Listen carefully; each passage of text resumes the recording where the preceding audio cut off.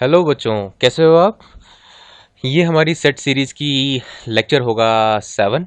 ठीक है। लेक्चर 6 तक हमने जो थी एक्सरसाइज आपकी 1.3 कंप्लीट कर दी थी। ठीक है।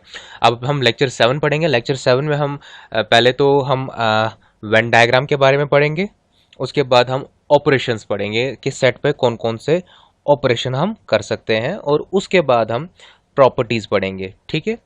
प्रॉपर्टीज़ जो होंगी ऑपरेशंस की प्रॉपर्टीज़, जो सेट्स पे जो हम ऑपरेशन लगाएंगे उसकी क्या क्या प्रॉपर्टीज़ हैं।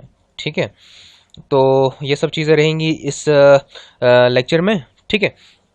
ऑपरेशन से रिलेटेड उसके साथ जो बाकी चीज़ें एसोसिएटेड होंगी वो हम इस लेक्चर सीरीज 7 में हम पढ़ेंगे। ठीक है। अच्छा तो बच्चों, पहले हम सबसे पहले स्टार्ट करेंगे अपना टॉपिक वेन डायग्राम। ठीक है। It is when, VENN, when diagram, DIAGRAM। क्या चीज़ है ये वेन डायग्राम। ये वेन डायग्राम क्या कहता है, जो भी रिलेशनशिप्स होते हैं सेट में। ठीक है। क्या क्या रिलेशनशिप्स होते हैं, जैसे कि अभी तक जो हमने पढ़े हैं, जैसे कि कोई एलिमेंट होगा वो किसी सेट को बिलोंग करता है, ये एक रिलेशनशिप हो गया। ठीक है। किसी सेट को लाइक जैसे सेट ए को बिलोंग करता है। या हम अभी तक हमने पढ़ा कोई जो सेट होगा वो किसी दूसरे सेट का सबसेट होगा। ठीक है। जैसे सेट ए जो होगा सेट बी का सबसेट हो सकता है। ठीक है। तो ये दो हमने रिलेशनशिप्स पढ़े। इसके अलावा भी हम आगे पढ़ेंगे, आगे भी फर्दर पढ़ेंगे डिफरेंट टाइप्स ऑफ रिलेशनशिप्स। ठीक है। On set. ठीक है। तो वो सारे जो रिलेशनशिप्स हैं, मोस्ट ऑफ देम उनकी क्या हम कर सकते हैं, एक डायग्रामेटिकल रिप्रेजेंटेशन करते हैं। क्या कर सकते हैं, उनकी डायग्राम, उनको डायग्राम की शेप में हम बता सकते हैं। ठीक है ना। डायग्राम की फॉर्म में क्या मतलब क्या है, जैसे कोई एलिमेंट है वो किसी सेट ए को बिलोंग करता है तो उसको हम डायग्रामेटिकली रिप्रेजेंट कर सकते हैं। या सेट ए है वो सेट बी का सबसेट है, इसको हम डायग्रामेटिकली रिप्रेजेंट करते हैं। फर्दर हम ऑपरेशन देखेंगे, जैसे यूनियन है इसको हम डायग्रामेटिकली रिप्रेजेंट कर सकते हैं। इंटरसेक्शन उसको हम डायग्रामेटिकली रिप्रेजेंट कर सकते हैं। उसके बाद जैसे सब्ट्रैक्शन, एक सेट से दूसरे सेट को माइनस करना, इसको भी हम डायग्रामेटिकली। तो मोस्ट ऑफ द जो आपके रिलेशनशिप्स हैं इन set, they can be represented in a diagrammatically, they can be represented diagrammatically। तो उस डायग्राम की स्टडी को हम वो जो डायग्राम होगी वो डायग्राम उसको हम कहते हैं वेन डायग्राम। सिंपल। अच्छा, अब क्या है कि वेन डायग्राम में हम क्या क्या यूज करते हैं।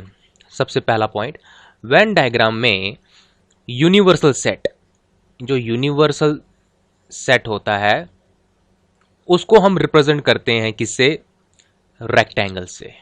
ठीक है। ठीक है। पॉइंट दिमाग में रखना। ठीक है। यूनिवर्सल सेट को किससे रिप्रेजेंट करेंगे हम वेन डायग्राम में, रेक्टेंगल से। सेकेंड, किसी भी सेट को एनी सेट, इस इधर मैं लिख देता हूं एनी सेट जो होगा वो रिप्रेजेंट होगा हमारा सर्कल से। बस ये दो चीजें हमें याद रखनी है, काम खत्म। ठीक है। सेट किससे रिप्रेजेंट होगा, ठीक है, सर्कल से, और यूनिवर्सल सेट जो होगा वो रेक्टेंगल से रिप्रेजेंट होगा। अब इसकी एक एग्जांपल लेता हूं, मैं बताता हूं आपको कि कैसे क्या बताना चाहता है। जैसे कि हम एक एग्जांपल लेते हैं सेट ए की। ठीक है। सेट ए में हमारे क्या क्या एलिमेंट्स आते हैं, लाइक 2 4 6 8 10। ठीक है। ये कौन कौन से नंबर है, 2 4 6 8 10। ये क्या है, even number, even natural number less than equal to 10। Clear. ठीक है। अच्छा, अब सेट ए के लिए यूनिवर्सल सेट क्या हो सकता है, इसके लिए हम यूनिवर्सल सेट ले सकते हैं natural number less than equal to 10। ठीक है। उसको हम यूनिवर्सल सेट से रिप्रेजेंट कर सकते हैं। ठीक है। उसमें कौन कौन से आएंगे, 1 2 3 4 5 6 7 8 9 10। ठीक है। ये इसकी रोस्टर फॉर्म हो गई। अगर इसी को सेट बिल्डर फॉर्म में लिखना है यूनिवर्सल सेट को, कैसे लिखेंगे, x brace x colon, x is a natural number, x is less than equal to 10। ठीक है।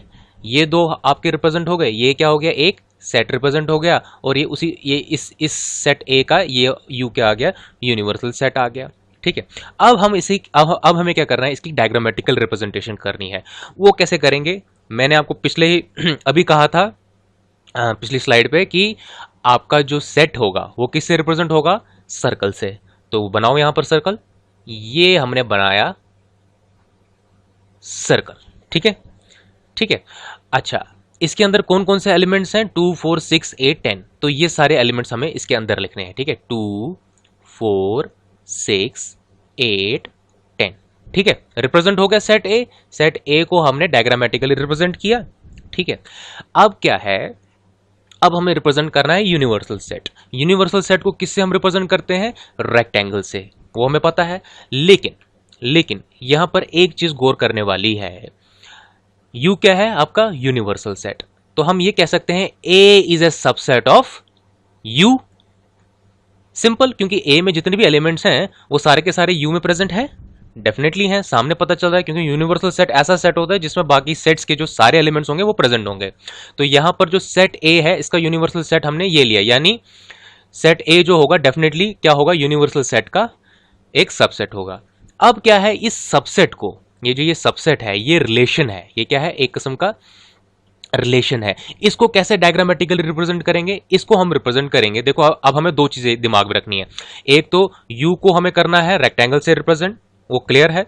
दूसरा हमें ये रिप्रेजेंट करना है ये रिलेशन कैसे हम रिप्रेजेंट करें, तो उसके लिए हम क्या करेंगे, इस पूरे सेट ए को, इस पूरे सेट ए को इस रेक्टेंगल के अंदर बंद कर देंगे, ठीक है, इस रेक्टेंगल के अंदर बंद कर देंगे। तो ये रेक्टेंगल क्या बन गया आपका, यूनिवर्सल सेट। तो इस डायग्राम से पता चल रहा है आपको कि ए में जितने भी एलिमेंट्स थे 2 6 8 10 4 वो यू के अंदर भी आ रहे हैं। यू क्या है, इतना बड़ा बॉक्स है, इस बॉक्स के अंदर छोटा वाला जो एलिमेंट है वो सामने सामने दिख रहा है कि हाँ भाई ए का जो ये गोला है ये पूरा पूरा यू के अंदर अंदर फिट आ रहा है, यानी ये इसका सबसेट है। यानी यहां से हमें इंपॉर्टेंट चीज क्या पता चली कि अगर कोई सेट दूसरे सेट का सबसेट होगा तो वो पूरे का पूरा क्या होगा, उसके अंदर फिल होगा, ठीक है। तो यहां पर तो यूनिवर्सल सेट था तो इसके अंदर ये आ गए, ठीक है।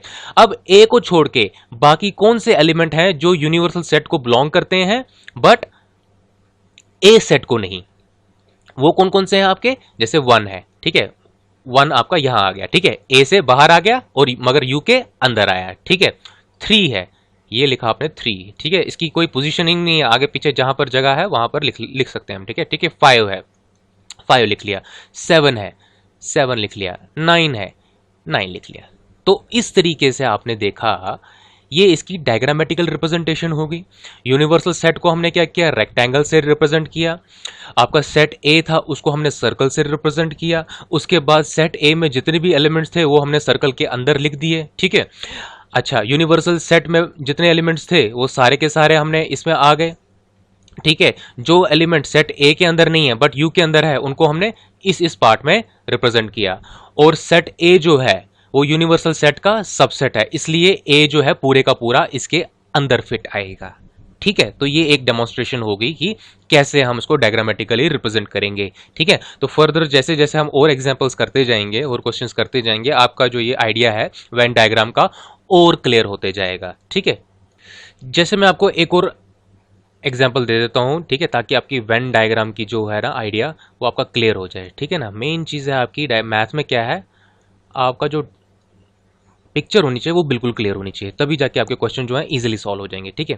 अब ये एग्जांपल क्या लेते हैं हम, जैसे हम लेते हैं सेट बी लेते हैं एक, उसमें कौन कौन सा एलिमेंट लेते हैं, 4 और 6, ठीक है। ये मैं एग्जाम्पल से ही एक मतलब आपके वो ले रहा हूँ, ठीक है, ताकि आपको क्या होगा, क्योंकि एग्जाम्पल से आप देख सकते हो और उसी की इलस्ट्रेशन आप इस वीडियो में देख रहे हो, ठीक है ना। तो आपको इजी मतलब बड़े अच्छे तरीके से एक आइडिया मिलता जाएगा, एक ब्रीफ आइडिया। अगर मैं अपने से एलिमेंट्स लेना स्टार्ट करूँ मे बी आपको एक कन्फ्यूजन हो जाए, ठीक है ना। तो इसलिए मैंने क्या किया है, एग्जाम्पल से ही आपकी एनसीईआरटी के एग्जाम्पल से ही क्वेश्चन उठाए हुए हैं, ताकि आपको क्या हो जाए, एक ईज आउट मतलब एक ईजी वे में आपको समझ आ जाए ये चीज़, ठीक है। तो हम ये सेट लेते हैं बी, इसके एलिमेंट क्या हो गए, 4 और 6। दूसरा सेट लेते हैं ए, इसके एलिमेंट लेते हैं 2 4 6 8 10, ठीक है। उसके बाद इसके लिए यूनिवर्सल सेट क्या ले सकते हैं हम, यूनिवर्सल सेट आप ले सकते हो 1 से लेकर 10 तक, 1 2 3 4 5 6 7 8 9 10, ठीक है। तीनों हो गए रिप्रेजेंट, तीनों हो गए रिप्रेजेंट, ठीक है। अब क्या करना है, देखो आप यहां पर पहले एक चीज नोट कर लो देखो बी में क्या है एलिमेंट 4 और 6, क्या 4 और 6 सारे के सारे ए में प्रेजेंट है? देखो भाई ए में सारे के सारे प्रेजेंट है, यानी हम कह सकते हैं यहां पर ही देखकर B is a subset of A, कह सकते हैं, सिंपल, ठीक है। अच्छा बी जो होगा वो यू का तो सबसेट होगा, यू के तो सारे सबसेट होंगे, ए बी जो होगा वो यू का सबसेट होगा। यहां पर जो मतलब इन दो के लिए जो हमने यू चूज किया, ठीक है ना, यू ऐसा यूनिवर्सल सेट होता है जिसमें जो बाकी सेट्स के जो सारे एलिमेंट्स होते हैं वो यू में प्रेजेंट होते हैं, तो इसलिए जो बी भी होगा वो यू का सबसेट होगा और ए भी जो होगा वो यू का सबसेट होगा, ठीक है। अब इसको कैसे रिप्रेजेंट करें, देखो पहले हमने यूनिवर्सल सेट का बॉक्स बना दिया, रेक्टेंगुलर बॉक्स, ठीक है, ये लो जी आपने बना दिया, ठीक है, बन गया। अब हम देखेंगे सबसे पहले, देखो बी क्या है, ए का सबसेट है। जब ये सबसेट है यानी हमें ये चीज दिमाग में रखनी है कि बी को तो हम सर्कल से रिप्रेजेंट करेंगे, ए को भी हम सर्कल से रिप्रेजेंट करेंगे, लेकिन सिंस बी क्या है, it is a subset of A, यानी बी का जो सर्कल होगा वो ए के सर्कल के अंदर आएगा। तो ये चीज मैं बताना चाहता हूं, मैं जैसे इसको दिखाता हूं आपको डायग्रामेटिकली। जैसे ये मैंने बनाया बी सेट, इसमें कौन कौन से एलिमेंट है, 4, इसको कॉमा नहीं आएगा यहां पर, ठीक है, कॉमा हटा देना, ठीक है, कॉमा नहीं आएगा, तो ये आ जाएगा 4 और 6, ठीक है, ऐसे 4 और 6, ठीक है। अच्छा अब क्या है, बी क्या है, ए का सबसेट है, तो यानी बी जो होगा ए के अंदर अंदर आएगा, ये ए का सर्कल बना भाई, ठीक है। तो अब हमें ए के एलिमेंट लिखने हैं, ए में जो है 4 और 6 जो है वो बी के अंदर है, बाकी सारे एलिमेंट बी में नहीं है, यानी 2 नहीं है बी में, 8 नहीं है बी में, 10 नहीं है बी में, तो वो बी के बाहर आएंगे और मगर ए के अंदर आएंगे, क्यों, क्योंकि वो ए के एलिमेंट है बट बी के नहीं है, ठीक है। तो 4 और 6 तो बी के थे, वो आ गए बी के अंदर, ठीक है। तो कौन कौन से आएंगे आपके, 2, 8 और 10, ठीक है, 2 4, ठीक है। तो ये आगे आपके ये रिप्रेजेंट हो गया ए का, ठीक है। तो ये चीज इंपॉर्टेंट है, जब भी कोई सेट दूसरे सेट का सबसेट होता है तो वो पूरे का पूरा उसके अंदर आ जाता है, एनक्लोज हो जाता है। और यूनिवर्सल सेट के अंदर तो सारे सबसेट एनक्लोज होंगे ही होंगे, क्योंकि यूनिवर्सल सेट जो है सबसे बड़ा सेट होता है, उसके अंदर सारे एलिमेंट्स जो बाकी सेट के सारे एलिमेंट होंगे, ठीक है ना। अच्छा अब हमें देखना है यू में देखना है कौन कितने एलिमेंट्स हैं, ठीक है। उन एलिमेंट्स में से ए में कितने कवर हो गए, बी में कितने कवर हो गए, उनको छोड़ के जो बाकी होंगे वो हमें यहां पर लिखने हैं, क्योंकि बाकी वो एलिमेंट होंगे जो ए में इंक्लूडेड नहीं होंगे, ठीक है, ए बी में इंक्लूडेड नहीं होंगे, बट यूनिवर्सल सेट यू में वो इंक्लूडेड है, ठीक है। जैसे हो गया आपका एलिमेंट 1, ठीक है, 2 जो है आपका ऑलरेडी ए में इंक्लूडेड है, फिर नेक्स्ट आ गया आपका 3, 4 जो है वो भी ए में इंक्लूडेड है और बी में भी है, तो 4 नहीं आएगा, ठीक है। तो नेक्स्ट आ गया आपका 5, ठीक है, 6 जो है वो ए में इंक्लूडेड है, बी में भी है, ठीक है, तो वो नहीं आएगा। 7, उसके बाद 8 वो ए में इंक्लूडेड है, ठीक है, 9 वो इंक्लूडेड नहीं है।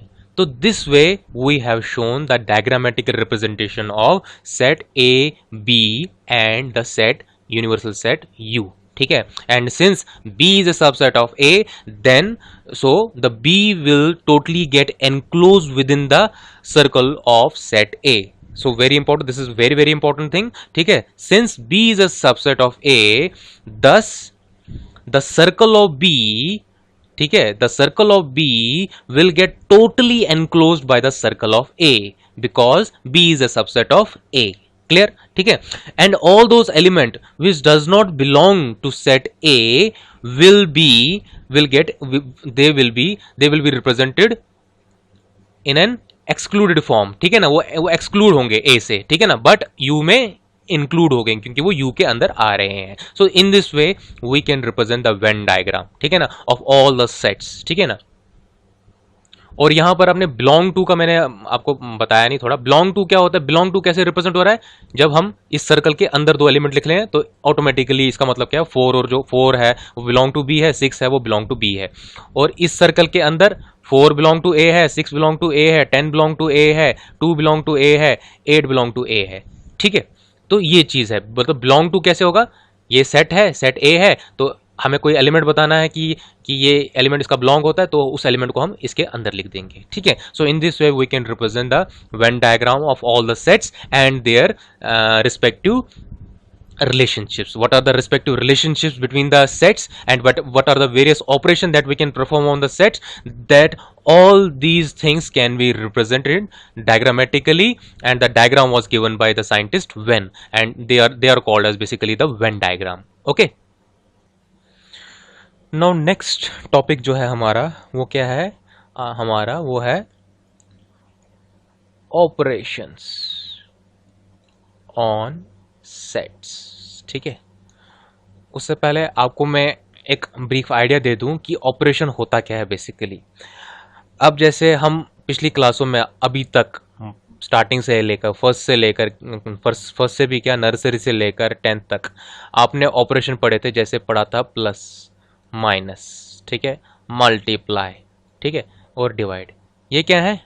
ये भी ऑपरेशंस हैं. ठीक है. अच्छा, ये ऑपरेशन ऑपरेट किस पे होते हैं वो चीज़ इंपॉर्टेंट है. ये ऑपरेशन ऑपरेट होते हैं नंबर्स पे, यानी दो नंबर को आपस में हम प्लस कर सकते हैं, दो नंबर को माइनस कर सकते हैं, दो नंबर को मल्टीप्लाई कर सकते हैं, उन्हीं दो नंबर को डिवाइड कर सकते हैं. ठीक है. सिमिलरली अब हमें क्या है, हमारे पास सेट है, तो हमारे पास क्या है, सेट के लिए ऑपरेशंस हैं. ठीक है. तो ये जो प्लस माइनस मल्टीप्लाई डिवाइड के थे, ये जैसे नंबरों पे ऑपरेट होते थे, सिमिलरली हमारे पास ऑपरेशंस हैं जो हमारे सेट पे ऑपरेट होंगे. ठीक है. और एक और चीज़ मैं इंपॉर्टेंट यहाँ बताना चाहूँगा. जैसे दो नंबर हैं, जैसे 2 + 3 है. अगर हम दो नंबरों में ऑपरेशन लगा दें प्लस, तो हमें आंसर क्या आएगा? 5. 5 क्या है? एक नंबर है. Very important. 5 क्या है? एक नंबर है. यहाँ 2 - 3 करूँ, क्या आएगा? -1. वो भी क्या है? एक नंबर है. यहाँ 2 ÷ 3 करूँ, वो भी क्या है? एक नंबर है. ठीक है. यहाँ 2 × 3 करूँ, वो भी क्या है? एक नंबर है. तो कहने का मतलब यहाँ पर है, मैं क्या मतलब आपको एक्सप्लेन करना चाहता हूँ कि जब दो नंबर्स पे ऑपरेशन होता है, या प्लस हो, माइनस हो, मल्टीप्लाई हो, डिवाइड हो, कोई सा भी ऑपरेशन हो, तो एक क्या क्या पैदा होता है? एक नया नंबर पैदा होता है. दिस इज वेरी इंपॉर्टेंट कि जब दो नंबर्स पे कोई ऑपरेशन हम करेंगे तो हमें एक नया नंबर मिलेगा. ठीक है. सिमिलरली यहां पर क्या होगा, जब दो सेट होंगे, क्योंकि ऑपरेशन के लिए हमें कम से कम दो सेट तो चाहिए. तो जब दो सेट होंगे, उस पर जब हम ऑपरेशन करेंगे, कोई ऑपरेशन लगाएंगे, तो हमें फाइनल रिजल्ट क्या मिलेगा? एक नया सेट. तो ये चीज मैं आपको एक्सप्लेन करने की कोशिश कर रहा हूं. ठीक है. तो ये चीज आप दिमाग में रखना कि जब दो सेट्स पे कोई ऑपरेशन होगा तो एक नया सेट पैदा होता है. ठीक है. तो बच्चों, पहला ऑपरेशन जो हम सेट्स पे पढ़ेंगे, उस ऑपरेशन को हम क्या बोलेंगे? ठीक है. उस पहले ऑपरेशन को क्या बोलते हैं हम? उसको बोलेंगे हम यूनियन ऑफ सेट्स. ठीक है. अब इसकी डेफिनेशन क्या है, डेफिनेशन बोल देता हूं मैं, उसके बाद मैं आपको एग्जांपल से समझाऊंगा कि यूनियन ऑफ सेट्स होता क्या है बेसिकली. अब इसने डेफिनेशन में भी आप लेके चलो, जैसे let A and B any two sets. ठीक है. The union of A and B, ठीक है, the union of A and B is the set. Very important, क्योंकि जब दो का यूनियन करेंगे तो हमें क्या मिलेगा? एक ऐसा सेट मिलेगा. ठीक है. The union of A and B is the set which consist of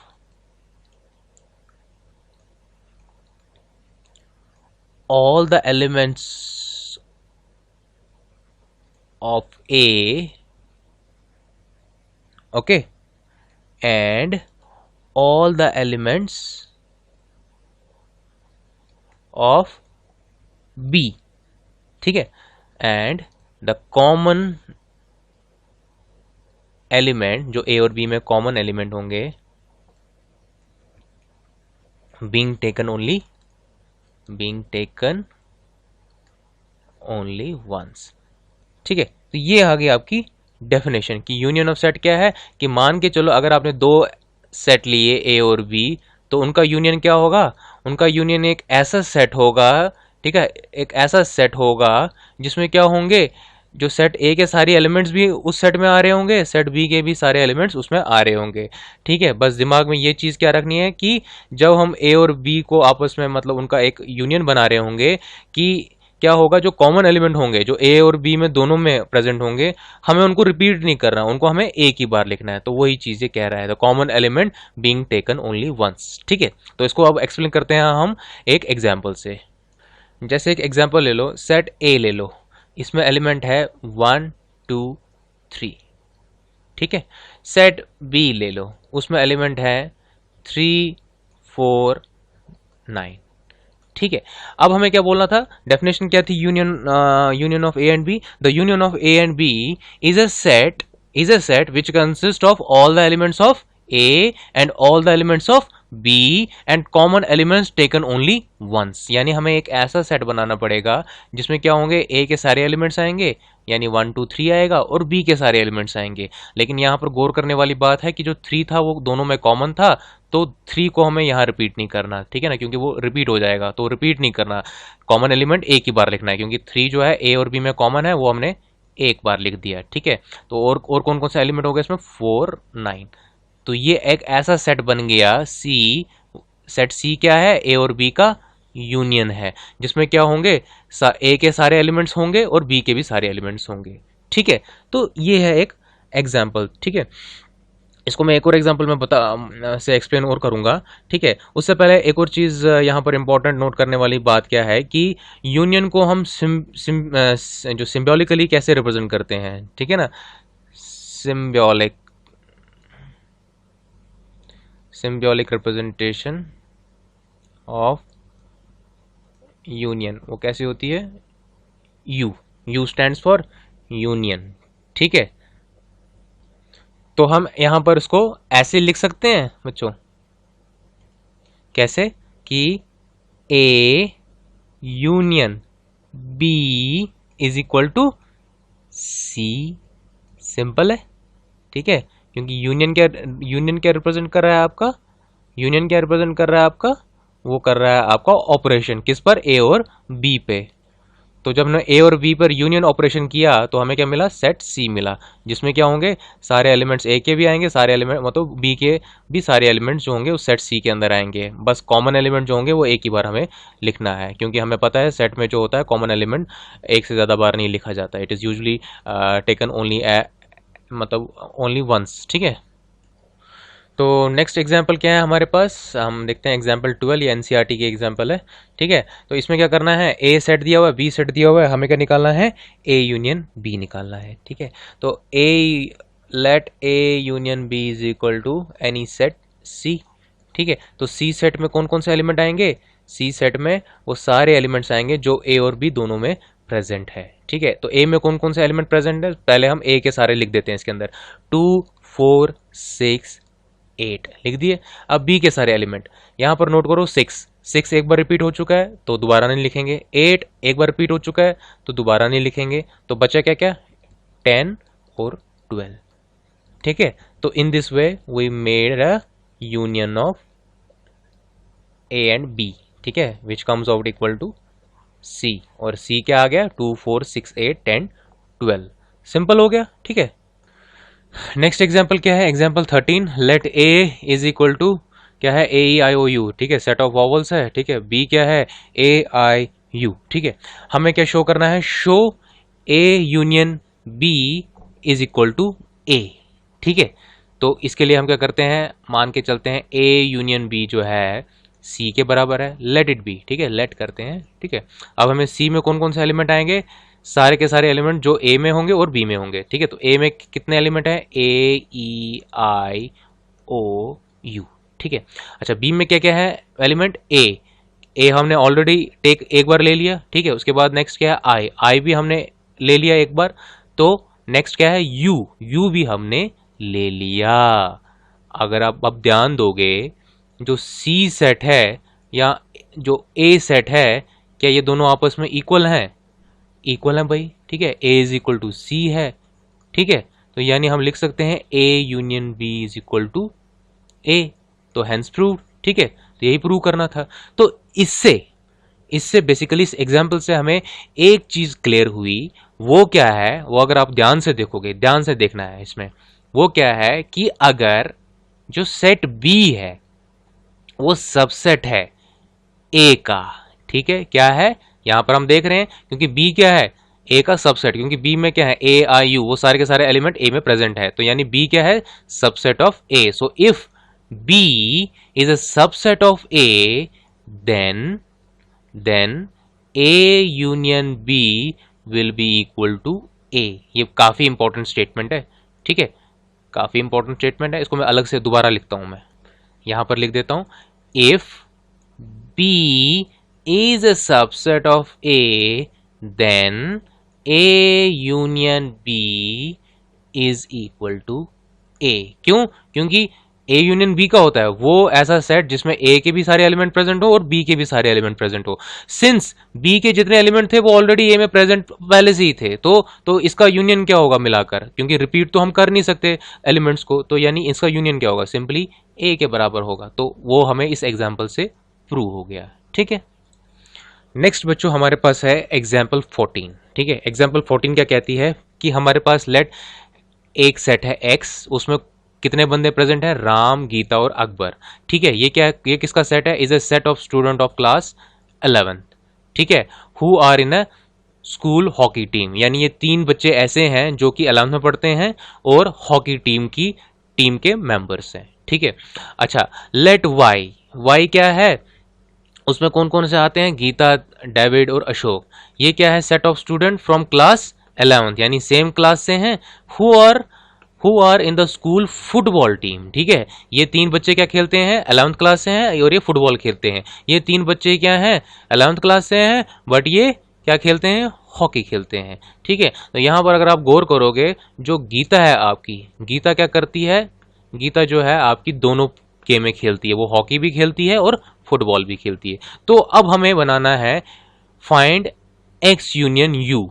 तो एक्स यूनियन यू आपको एक मतलब फिजिकल अगर सेंस में अगर देखें हम, एक्स यूनियन यू हमें क्या बताता है, मतलब प्रैक्टिकली क्या बताता है कि एक्स यूनियन यू जो होगा हमें बेसिकली देगा क्या, एक्स यूनियन यू आपको वो सेट देगा क्लास 11th के बच्चों का जो कि या तो हॉकी खेलते हो या तो फुटबॉल खेलते हो, यानी दोनों में से कोई एक अगर मतलब गेम खेल रहे हो तो उनका जो वो सेट होगा वो रिप्रेजेंट होगा किससे, एक्स यूनियन वाई से, ठीक है।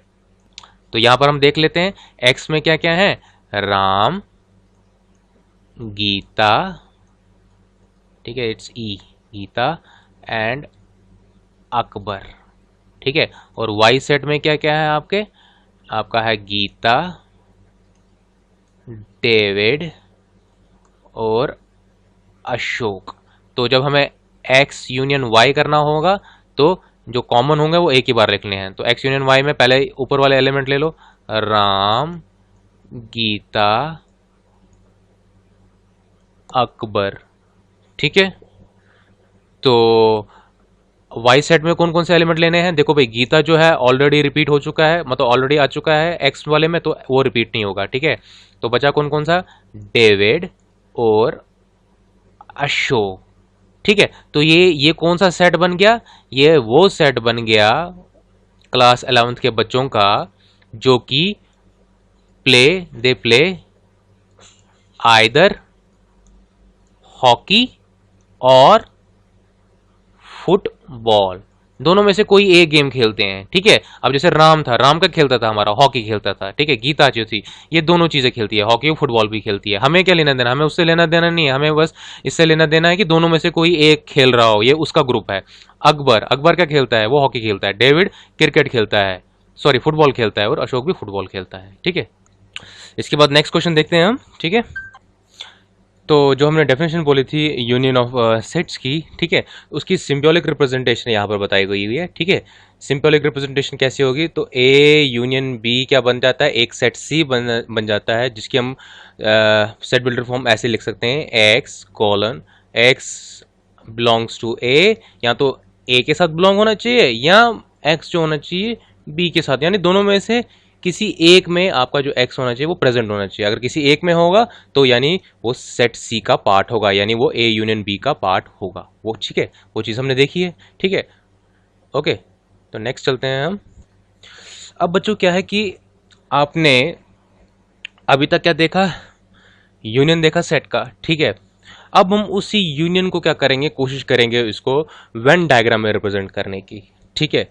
मान के चलो हम लेते हैं एक सेट ए, दूसरा सेट लेते हैं बी, और हम लेते हैं यूनिवर्सल सेट यू, ठीक है। अब हमें ए यूनियन बी कैसे दिखाना है, इसके लिए हम पहले रेक्टेंगल बनाएंगे। रेक्टेंगल क्या रिप्रेजेंट करता है, यूनिवर्सल सेट, ठीक है। ये बन गया आपका एक सेट ए, ठीक है, और ये बन गया आपका सेट बी। अब जो ये पार्ट है, ये पार्ट क्या है, ये ऐसा पार्ट है सेट ए और बी में जो कॉमन है। ये वो इस सेट में, इस पार्ट में वो एलिमेंट्स आएंगे जो ए और बी में कॉमन है, ठीक है।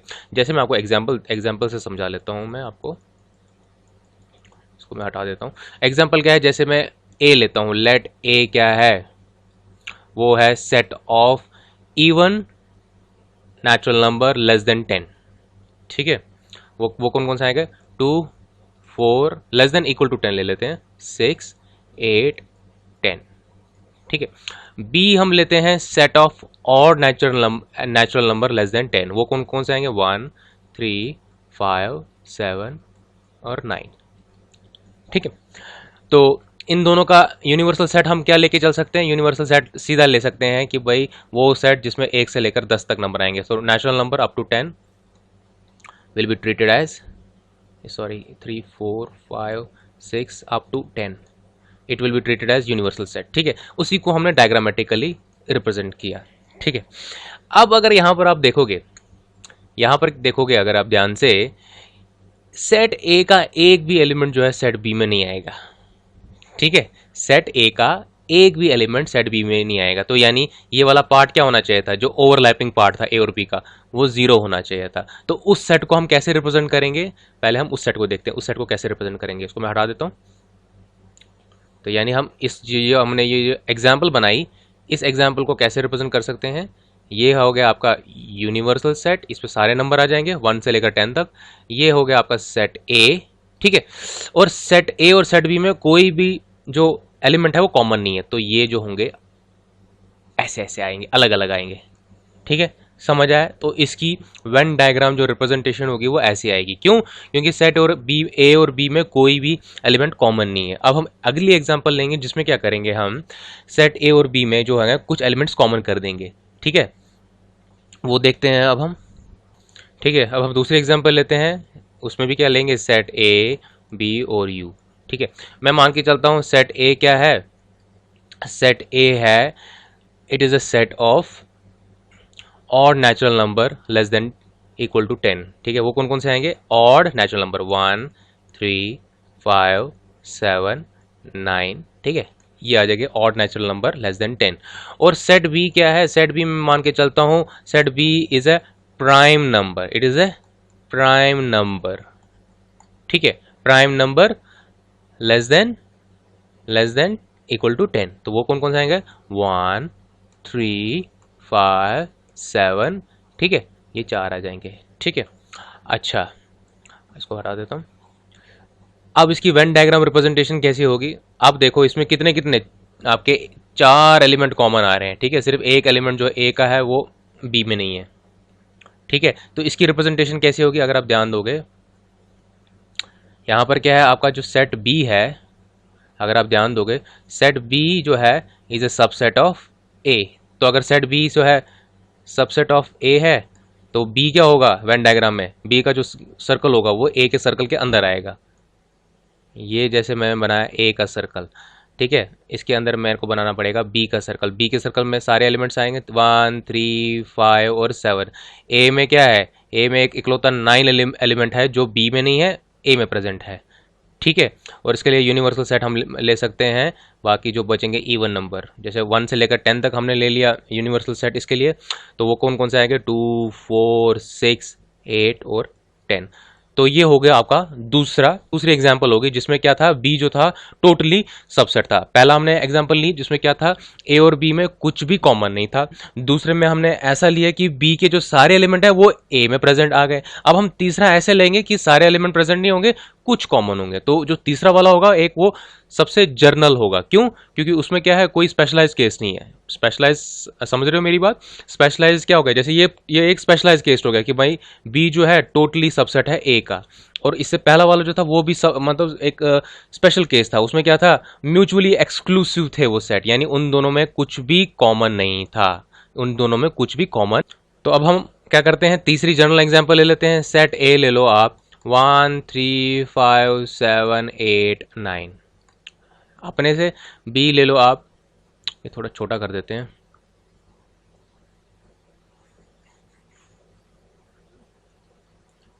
1 3 5 7 8 9। ठीक है, उसके बाद हम सेट बी ले लेते हैं। उसमें क्या ले लेंगे, जैसे 1 3 10 11 15 19। ठीक है, अब हमें क्या करना है, इनको वेन डायग्राम इसकी रिप्रेजेंटेशन करनी है। कैसे होगी, इसके लिए नेचुरल नंबर, इसके लिए आप यूनिवर्सल सेट जो होंगे वो ले लो, नेचुरल नंबर लेस देन 10। ठीक है, x: is a natural number less then 20। ठीक है, तो ये क्या हो जाएगा, ये आ जाएगा आपका यूनिवर्सल सेट। ठीक है, अच्छा अब है सेट ए। सेट ए को हम रिप्रेजेंट करेंगे ये। ठीक है, सेट ए में क्या क्या है, 1 है 3 है। देखो 1 3 को मैंने इस वाले पास से लिखा, क्यों लिखा अभी आपको पता चलेगा। तो 1 3 है, फिर क्या है 5 7 8 9। ठीक है, अब बी में भी क्या है 1 3 है, तो ये जो होगा, ये ध्यान देना, ये क्या होगा, ये ऐसे ओवरलैप हो जाएगा। ठीक है, ये सेट ए आ गया, ये सेट बी आ गया। तो बी में क्या 1 3 जो है वो ए में भी है और बी में भी है। ठीक है, तो इसलिए ये ऐसे आएगा, इसको सर्कल मान के चलना, ये सर्कल ही है। ठीक है, थोड़ा डायग्राम में गड़बड़ है। ठीक है, तो ये ये ए का पूरा सर्कल आ गया, ए का सेट आ गया, ये बी का सेट आ गया, और इन दोनों में कॉमन क्या है 1 और 3। तो बाकी 10 11 15 और 19। तो बाकी जो नंबर्स होंगे वो आप इस ऐसे लिख सकते हैं, 2 हो गया, 4 होगा, मतलब अप टू जैसे 20 तक वो यूनिवर्सल सेट में आ गया। तो ये क्या होगी आपकी रिप्रेजेंटेशन कैसी, ए, अब यहाँ पर क्या है A union B. A union B क्या है आपका, ये सारे का सारा जो है आपका ए यूनियन बी है। ठीक है, और 1 3 को सिर्फ ए की बार लिखा है। ठीक है ना, जो एलिमेंट कॉमन होंगे उनको 2 बार रिपीट नहीं करना, उनको सिंगल टाइम लिखना है। तो ये आ जाएगा पूरे का पूरा आपका ए यूनियन बी। ठीक है, तो ठीक है बच्चों, आपकी डायग्रामेटिक रिप्रेजेंटेशन मैंने कर दी ए यूनियन बी की वेन डायग्राम से। ठीक है, वो आती है आपकी ये जो सारा पार्ट है, ये वाला, ये पूरा पार्ट और ये पूरा पार्ट, सारे का सारा जो है ये क्या रिप्रेजेंट कर रहा है आपका, ये रिप्रेजेंट कर रहा है, अगर ये ए है ये बी है तो ये रिप्रेजेंट कर रहा है ए यूनियन बी। ठीक है, ये सारे का सारा जो हमने कलर किया है, ठीक है, लाइनें बनाई हैं, तो ये सारे का सारा रिप्रेजेंट कर रहा है आपका ए यूनियन बी। ठीक है, अब हम पढ़ेंगे some important properties of the operation on union. ठीक है, जैसे क्या होता है, ऑपरेशन की प्रॉपर्टी पढ़ेंगे, यानी इस यूनियन की प्रॉपर्टी पढ़ेंगे। ठीक है, मैं आपको एक्सप्लेन करूंगा आगे कि क्या बताना चाह रहा है, क्या कौन कौन सी प्रॉपर्टीज, मतलब जैसे आपने नंबर सिस्टम में ऑपरेशन पढ़े, एडिशन, सब्ट्रैक्शन, मल्टीप्लिकेशन और डिवाइड। ठीक है ना, उनकी एक प्रॉपर्टी होती थी। अब बोलोगे क्या प्रॉपर्टी होती थी, भाई हमने तो कोई प्रॉपर्टी पढ़ी नहीं, पढ़ी भी हो गई तो याद नहीं है। ठीक है, तो मैं आपको बता देता हूं, जैसे ये है ऑपरेशन प्लस। ठीक है, अब आप जैसे मैं नंबर ऐड करता हूं, जैसे 2 और 3 हमने नंबर लिया, 2 को प्लस करोगे 3, क्या आएगा 5। ठीक है, थोड़ा ध्यान देना। अब मैं क्या करूंगा, 2 को प्लस नहीं करूंगा 3, मैं 3 को प्लस करूंगा 2, तब आंसर क्या आएगा, तब भी 5 आएगा। तो यानी हमें यहां से क्या चीज पता चली कि अगर हम 2 + 3 करें वो 3 + 2 के बराबर है। यानी आपका जो ये प्लस साइन है, इसमें क्या होता है, अगर हम एलिमेंट्स को, जो मतलब इसके एलिमेंट्स हैं जिसमें ऑपरेशन लगा हुआ है, उसको हम इंटरचेंज करें, उनको हम अपनी जगह से इंटरचेंज करें, तब भी रिजल्ट जो होगा, फाइनल रिजल्ट, वो चेंज नहीं होता। तो इस लॉ को बोलते हैं कॉम्यूटेटिव। ठीक है बच्चों, COMMUTATIVE, कॉम्यूटेटिव लॉ। यानी आपका जो एडिशन है, प्लस है, वो कॉम्यूटेटिव लॉ को फॉलो करता है। ठीक है, अब इसी की जगह माइनस का एग्जाम्पल हो, ठीक है, माइनस ऑपरेशन का। मैं बोलता हूं 2 माइनस 3, क्या आएगा आंसर? -1। 3 माइनस 2, आंसर क्या आएगा? 1। क्या ये दोनों इक्वल हैं? नहीं है। तो यानी जो माइनस ऑपरेशन है ये इज नॉट कॉम्यूटेटिव, ठीक है बच्चों। सिमिलरली मल्टीप्लीकेशन, जैसे 2 इंटू 3 है, 3 इंटू 2 है, तो ये भी क्या होता है? कॉम्यूटेटिव लॉ को फॉलो करता है, ठीक है, इट फॉलोज कॉम्यूटेटिव लॉ, ठीक है। और डिवीजन हो जो होगा 2 डिवाइड बाई 3 या 3 डिवाइड बाई 2, ये दोनों आपस में इक्वल नहीं होंगे, ठीक है। 2 डिवाइड बाई 3 क्या होगा? 0 पॉइंट समथिंग। 3 डिवाइड बाई 2 क्या होगा? 1.5, ठीक है ना।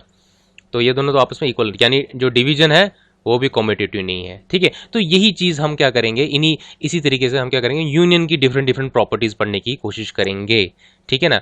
अब मैं एक और चीज आपको, एक और यहाँ पर एक और चीज बता देता हूँ। जैसे मैं लिखता हूँ 2 प्लस 3, थोड़ा ध्यान देना, 2 प्लस 3 प्लस 5, उसको मैं ऐसे लिख सकता हूँ 2 प्लस 3 प्लस 5। यानी मैंने क्या किया, ये वाला ब्रैकेट उठाकर जो 2 और 3 के बीच में था उसको उठाकर 3 और 5 के बीच में ला लिया। तो इससे क्या फाइनल रिजल्ट चेंज होगा? नहीं चेंज होगा। 3 प्लस 2 क्या हो जाता है? 5, तो ब्रैकेट हट गया। 5 प्लस 5 क्या होगा? 10। तो 3 प्लस 5 क्या होगा? 8। 8 प्लस 2 क्या हो जाएगा? 10। तो तब भी क्या हो गया, रिजल्ट चेंज नहीं होता। तो इट फॉलोज द, इसको बोलते हैं एसोसिएटिव लॉ, यानी जो आपका एडिशन है वो एसोसिएटिव लॉ को फॉलो करता है, लेकिन आपका सब्ट्रैक्शन नहीं करेगा, आपका मल्टीप्लिकेशन करेगा और डिवीजन नहीं करेगा। सो ये चीजें जो होंगी हम इसमें अब सेट के ऑपरेशन यानी जो यूनियन है उससे रिलेटेड पढ़ेंगे। यूनियन में क्या क्या प्रॉपर्टीज होती हैं, ठीक है। तो सबसे पहला क्या है आपका, आपका है ए यूनियन बी, जो होता है वो बी यूनियन ए के बराबर होता है। यानी जैसे हमने एडिशन में देखा ए प्लस बी प्लस ए के बराबर होता है, ठीक है ना। तो सिमिलरली यहां पर क्या होता है, A union B union A के बराबर होता है। यानी जो आपका जो यूनियन ऑपरेशन है, ध्यान रखना, जो यूनियन ऑपरेशन है ये कॉम्यूटेटिव लॉ को फॉलो करता है, ठीक है, आपका जो यूनियन का ऑपरेशन है, ठीक है, पॉइंट नंबर 1। तो सेकंड प्रॉपर्टी क्या है, A union B union C, ये इक्वल होता है A union B union C के, ठीक है। यानी इससे हमें क्या आइडिया मिला कि आपका जो ये यूनियन ऑपरेशन है ये क्या करता है, एसोसिएटिव लॉ को फॉलो करता है, ठीक है। जैसे आपका एडिशन करता है, मल्टीप्लिकेशन करता है, सिमिलरली आपका जो यूनियन है वो एसोसिएटिव लॉ को भी फॉलो करता है, ठीक है।